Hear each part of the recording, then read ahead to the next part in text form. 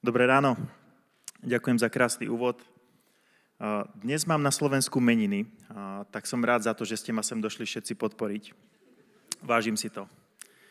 Rád by som sa trochu predstavil, lebo ma mnohí z vás nepoznáte. Pochádzam zo Slovenska a žijem v Brne už viac ako 15 rokov. Mám manželku Ľudsku, ktorá kázala v City House pred 3 týždňami. V City House som takmer od jeho úplného začiatku a možno ste ma párkrát videli v usporiadateľskom tričku, pretože tu zároveň dlhé roky slúžim ako dobrovoľník.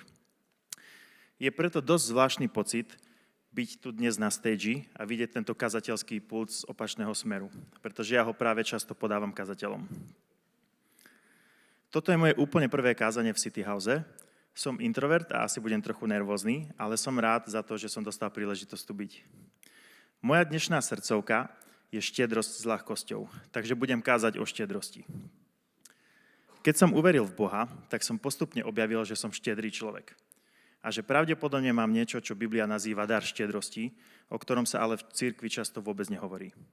Museli mi v tom ale pomôcť druhí ľudia, pretože ja sám seba za štiedrého takmer vôbec nepovažujem.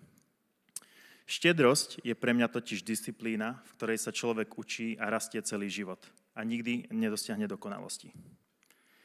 Keď som ale svojim najbližším kamarátom povedal, že budem kázať v City House o štiedrosti, tak mi asi dvaja hneď z fleku povedali, že yes, Filip, to je tvoja téma.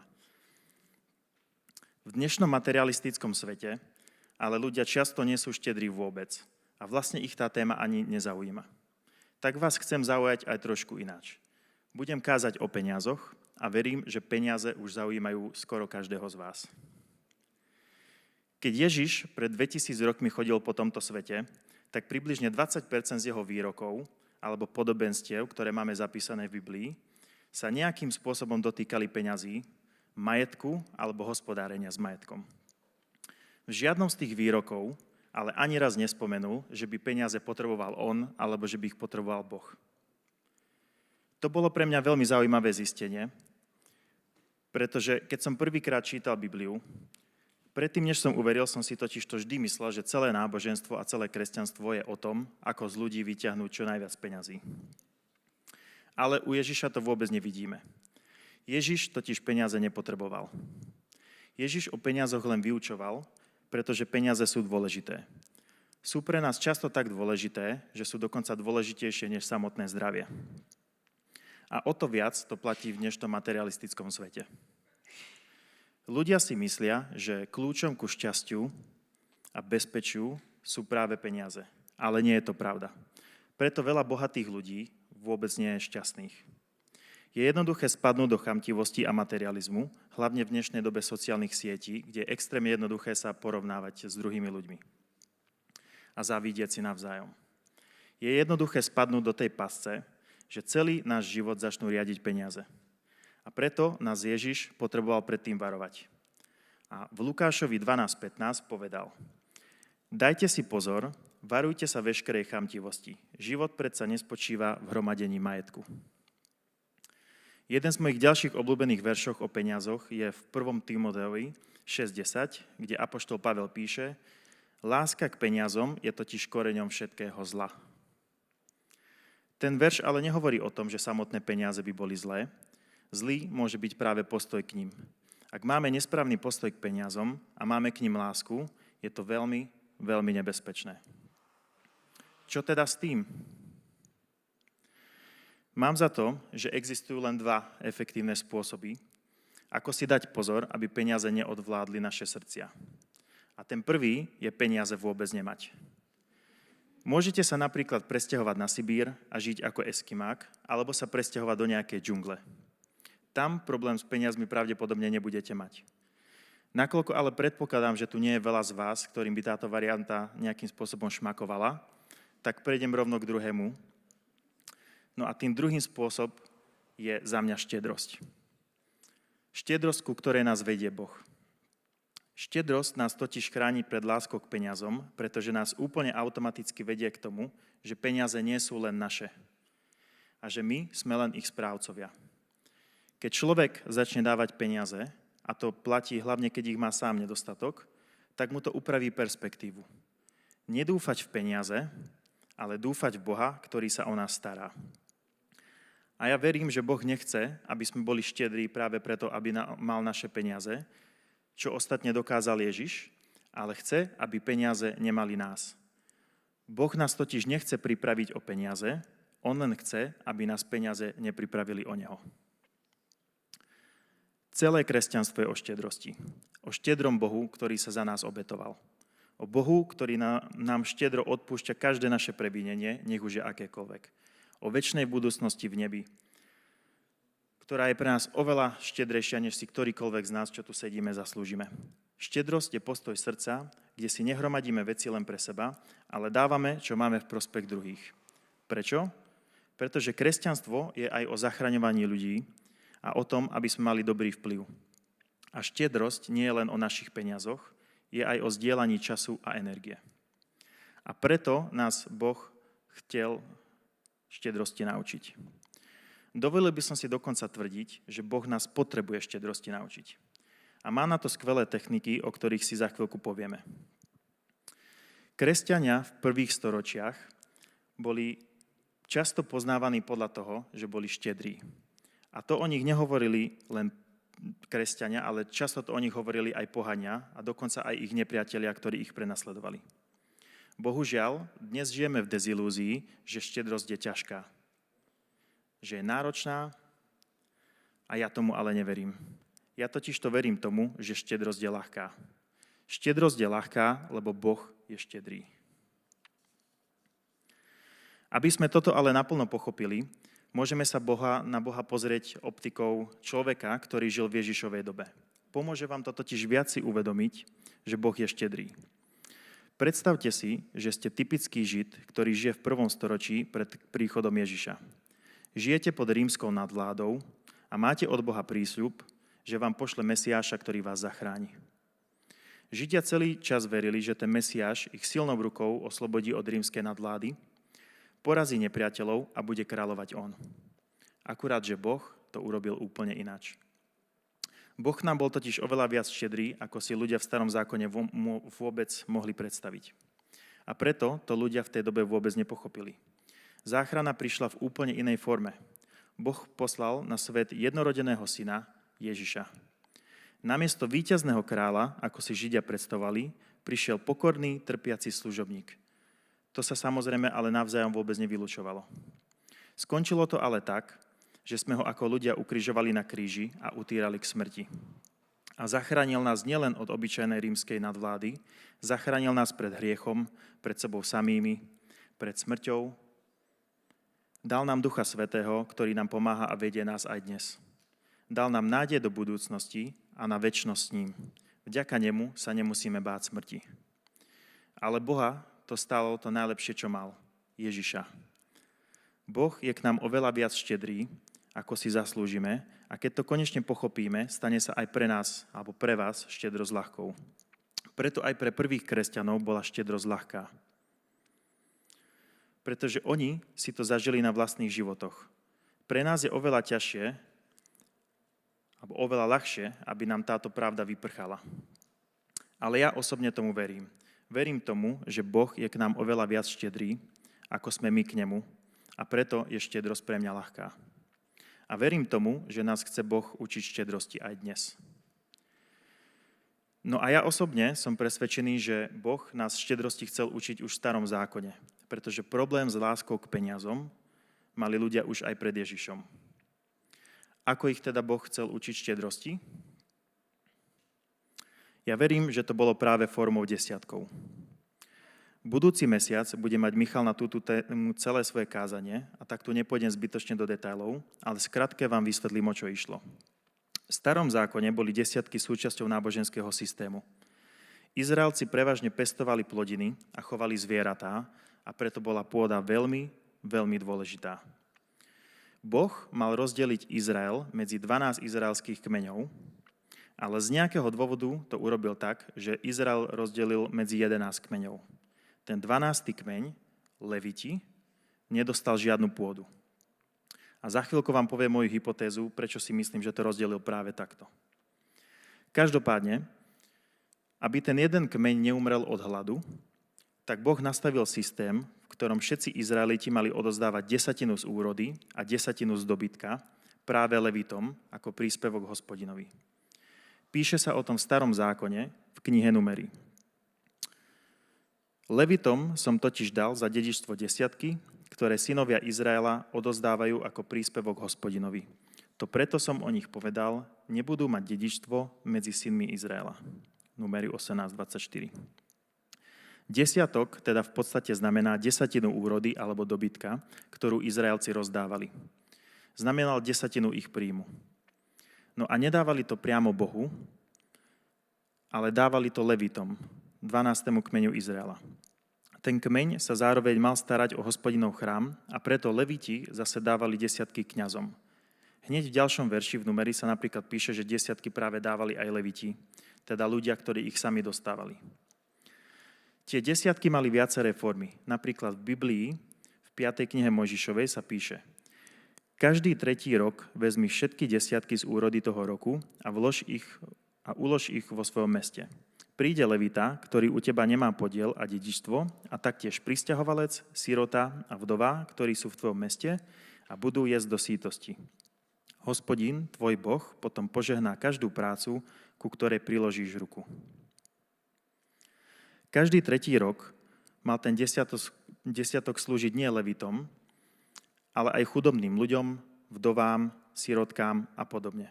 Z tohto verša tiež veľmi pekne vyplýva, že Bohu nejde primárne o naše peniaze. Ako som spomínal, on ich nepotrebuje. Bohu ide primárne o naše srdcia. On chce, aby naše peniaze pomáhali druhým ľuďom. Izraeliti vo Starom zákone to mali ako príkaz, ale ja verím, že 10 sú aktuálne aj dnes, pretože nás učia práve štedrosti. A Boh chce svojich nasledovníkov učiť tomu, aby sme mu dôverovali a aby sme mu dôverovali a starali sa o druhých aj dnes, nie len v Starom zákone. No a mám niekoľko osobných príkladov, kedy som sa ja učil dôverovať Bohu v oblasti financií. Chcem vám dnes povedať 2 z nich, aby ste videli, ako sa za to Boh postavil. Pretože my aj dnes potrebujeme počuť, že Boh sa stará a že sa nemusíme báť mu dôverovať. V Boha som uveril na vysokej škole a keď som ešte študoval, tak som nemal žiadny príjem. Ale už vtedy som vnímal, že Boh nás vedie ku štedrosti. Vravel som si, že keď začnem pracovať, tak začnem rozdávať 10% zo svojho príjmu a posielať peniaze na cirkev. Pár rokov potom som začal pracovať a začal som takto dávať 10. Toto sa stalo pred 10 rokmi, ale pamätám si to relatívne presne. Jedného dňa nám v práci prišiel navyše k výplate nejaký bonus. Nebolo to nejak extra veľa peňazí, ale premýšľal som, čo s nimi urobiť. Modlil som sa za to a nejakým spôsobom som vnímal, že tie peniaze chcem rozdať. Bola to iná reakcia, akú má svet, pretože napríklad moja blízka kolegyňa reagovala tým, že super, kúpim si nový tablet. A zvyšní kolegovia na tom boli podobne. To samo o sebe nie je zlé. Ja som mal tiež kopu vecí, ktoré som si chcel kúpiť a peniaze navyše sa určite hodili. Ja som sa ale hneď na začiatku rozhodol, že tie peniaze rozdám. A tak som aj urobil. Pamätám sa, že som tie peniaze poslal na cirkev a myslím si, že to bolo hneď na 2. alebo 3. deň, tak si ma šéf zavolal do meetingovky. Oznámil mi tam, že mi chce zvýšiť plat. Bol som z toho nadšený. Nebol som určite jediný, komu zvýšili plat, ale rozhodne nie všetci kolegovia mali také šťastie. Ale na mňa to vyšlo. Ja som to vtedy vnímal ako Božie povzbudenie, že sa nemusím báť byť štedrý a že Boh to vidí a že sa stará. A toto je aj jeden z mojich príbehov, na ktoré rád spomínam, pretože ma učil na mojej ceste na začiatku ku štedrosti.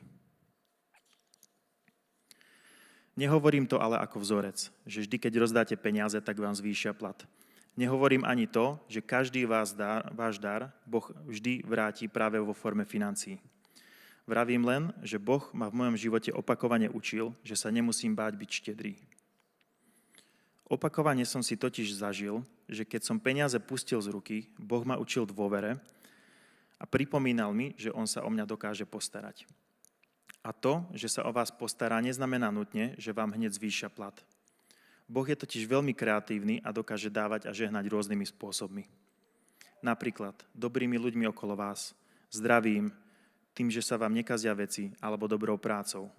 Ale nemusia to byť len nutne priaznivé okolnosti. Môže to byť kľudne aj pokoj uprostred neistoty, sloboda od strachu, vnútorná radosť alebo schopnosti byť štedrý, aj keď sa vám to hneď nevráti.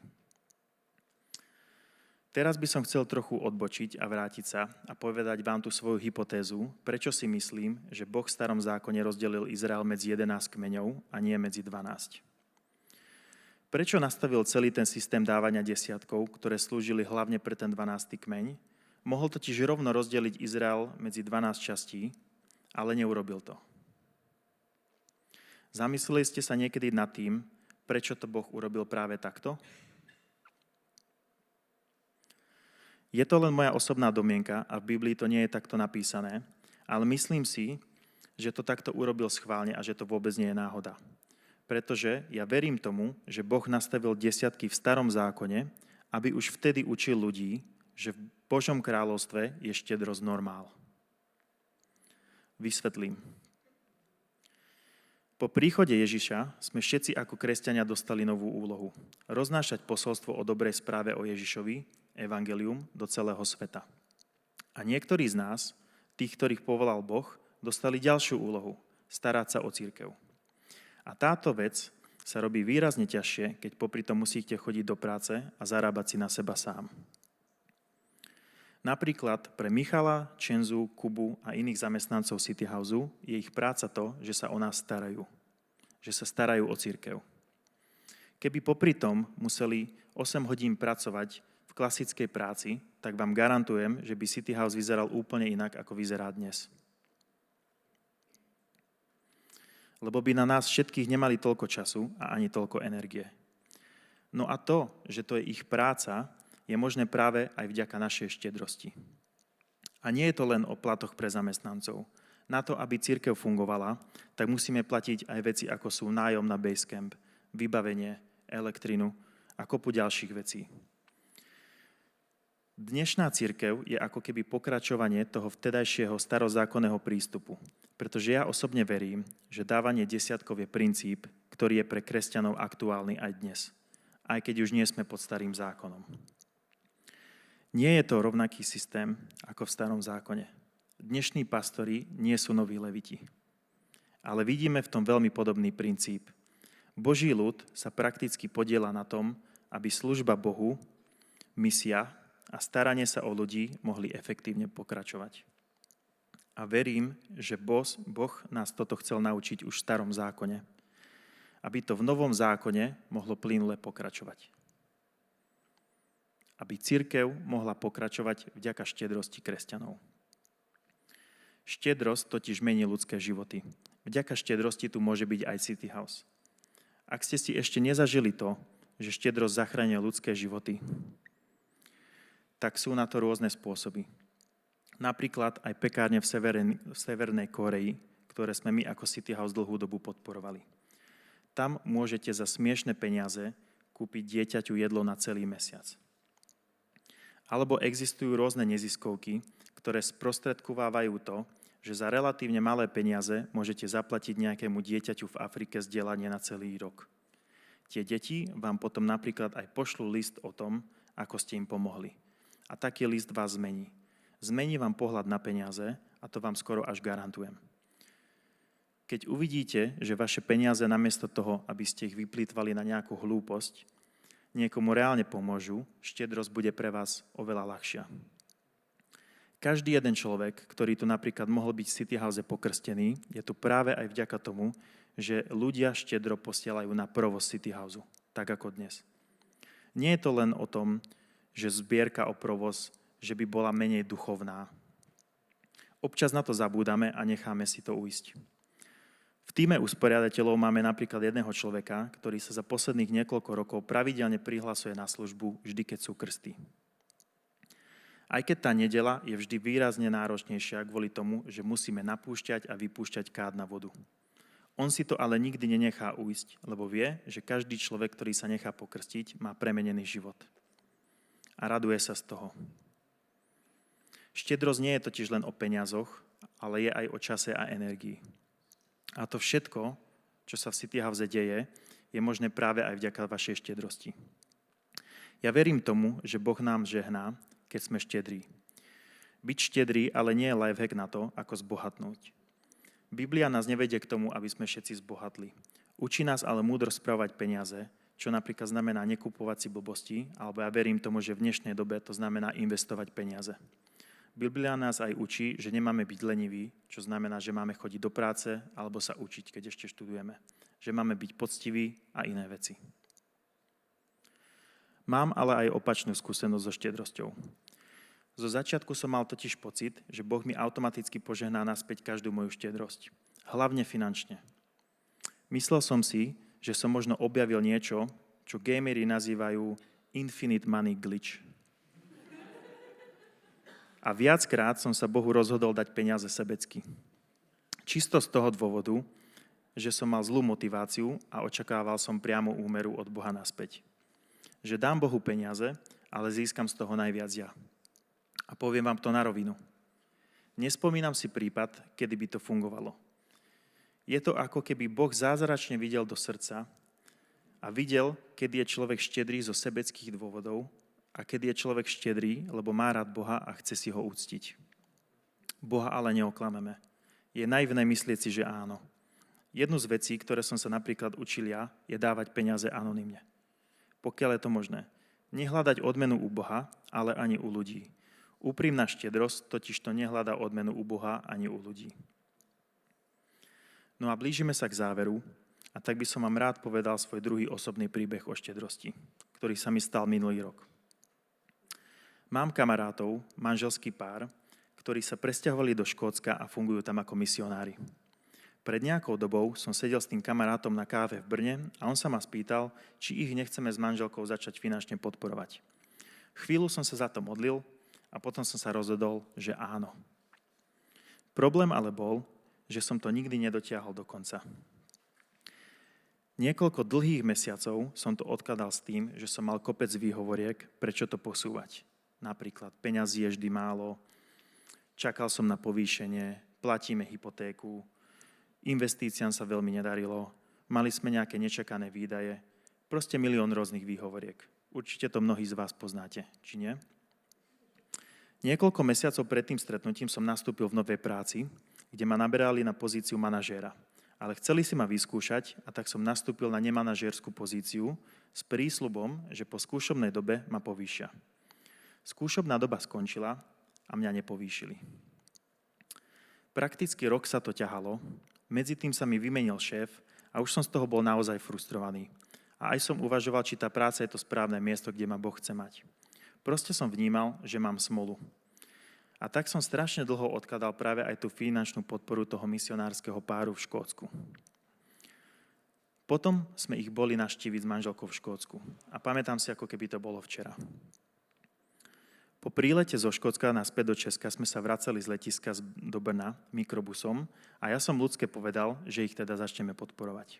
A ona súhlasila, pretože mi to konečne docvaklo, že som to mal urobiť už dávno. Otvoril som internet banking, poslal som im prvé peniaze. Dokonca som im poslal peniaze za niektoré tie mesiace, čo som tú dobu odkladal. No a ten deň som bol ešte na dovolenke a bol som pracovne offline. 2 minúty potom, čo som poslal peniaze, som ešte držal telefón v ruke a blikla mi pracovná správa. Kolegyňa z HR mi napísala, aj keď vedela, že som offline. Vraj, že má pre mňa novú pracovnú zmluvu na povýšenie aj so zvýšeným platom. Rok som na to čakal a stalo sa to 2 minúty potom, čo som zvýšil svoju štedrosť. Znova, neberte to ako automat, že keď začnete podporovať misionárov, tak vám zvýšia plat. Verím ale, že Boh ukazuje princíp Božieho kráľovstva. Že ľudia, ktorí žijú s otvorenou rukou, v milosrdenstve a štedrosti, si viac zakúšajú Božiu dobrotu. Pre mňa je to len ďalšia skúsenosť s tým, že Boh sa stará a že mu môžeme dôverovať. A keď si zažijete Boha, ktorému je možné dôverovať, možno už nebudete mať štedrosť ako náročnú disciplínu, ale budete mať štedrosť s ľahkosťou. A budete radi hľadať spôsoby, ako byť štedrý. A preto by som toto kázanie chcel zakončiť výzvou. Pokiaľ ste tu noví, alebo vieru teraz len skúmate, tak sa na túto výzvu necíte pod tlakom. Sme radi, že tu ste a nechceme od vás peniaze. Rovnako to platí aj pre ľudí, ktorí sú vo finančnej tiesni. Toto pozvanie je hlavne pre ľudí, ktorí nasledujú Ježiša. Štedrosť sa nehodnotí podľa počtu darovaných peňazí. Je to o postoji srdca a konkrétneho kroku podľa vašich možností. Preto aj Ježiš napríklad povedal, že najviac darovala chudobná vdova, ktorá darovala 2 haliere, lebo darovala zo svojho nedostatku.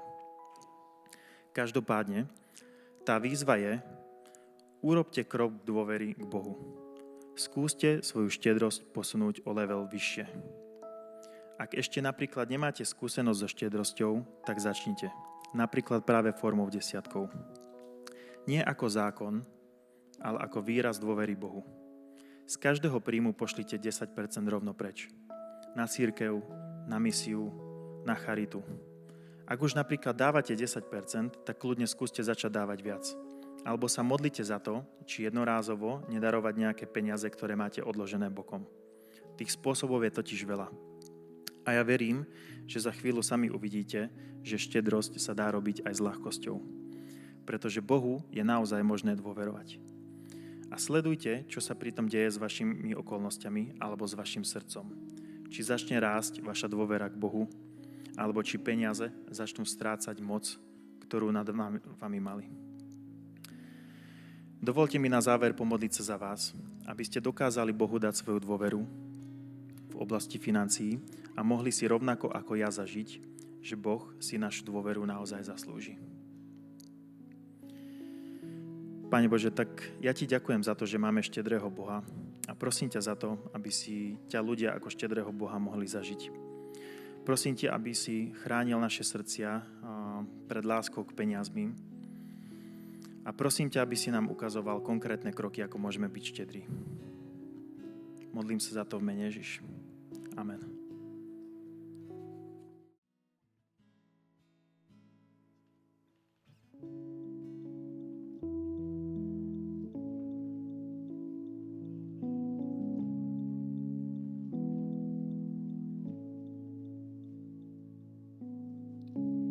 Si všetko, čo chcem.